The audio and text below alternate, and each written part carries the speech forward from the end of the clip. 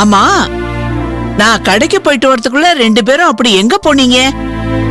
நாங்க 2 பேரும் அர்ஜுனோட வீட்டுக்கு போயிட்டு வரோம் பாட்டி. அர்ஜுனோட அக்காவை பார்த்து பேசிட்டு வரோம். அவங்க மட்டும் மனசு வச்சுட்டா போதும், மதியோட பிரச்சனை ஈஸியா சால்வ் ஆயிடும். அதெல்லாம் சரி மகிழினி. ஆனா ஆதி வீட்டுக்கு வந்த நேரமா பார்த்து நீ இல்லாம போயிட்டியே.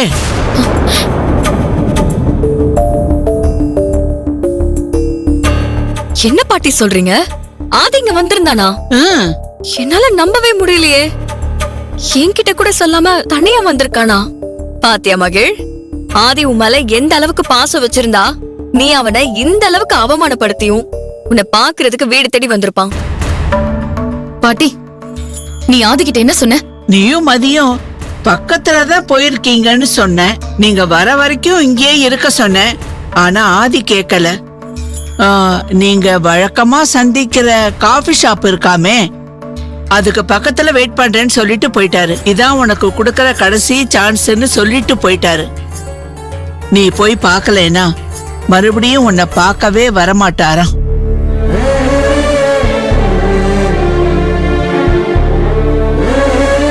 யோசிக்காத மகிழ், உடனே போய் ஆதிய பாரு, இல்லனா அவன் ரொம்ப அப்செட் ஆயிடுவான். வீடு தேடி வந்தவனை இன்சல்ட் பண்ணாத, அப்புறம் அவன் சொன்ன மாதிரியே உன்னை பார்க்கவே வரமாட்டான். நானும் அவன் வர வேண்டான்னு தான் நினைக்கிறேன்.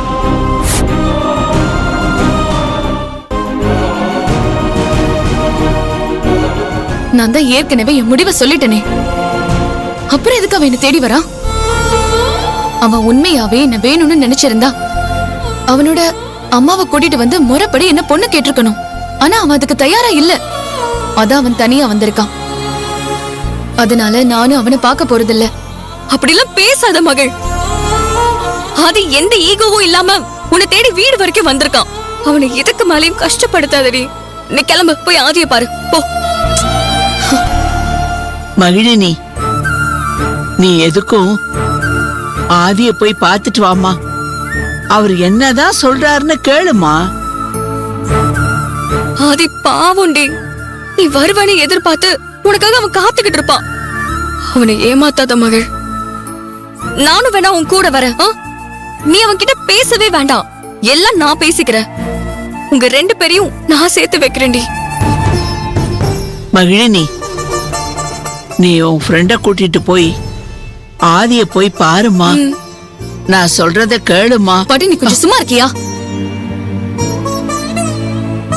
மதி, ப்ளீஸ், நீ என்ன கட்டாயப்படுத்தாத. நான் ஆதி வேண்டான்னு முடிவு பண்ணிட்டேன். நீ என்னதான் சொன்னாலும் நான் என் முடிவை மாத்திக்க மாட்டேன். இனிமே ஆதி கிட்ட பேசுறதுக்கு எதுவுமே இல்ல. ஆனா நீ அவனை பத்தி வீணா கவலைப்படாத.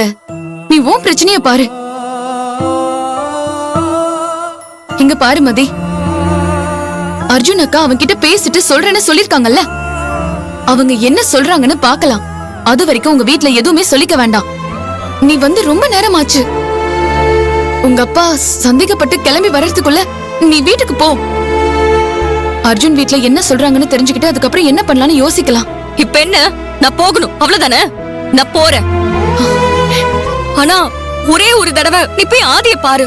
இப்ப நீ போக போறியா இல்லையா?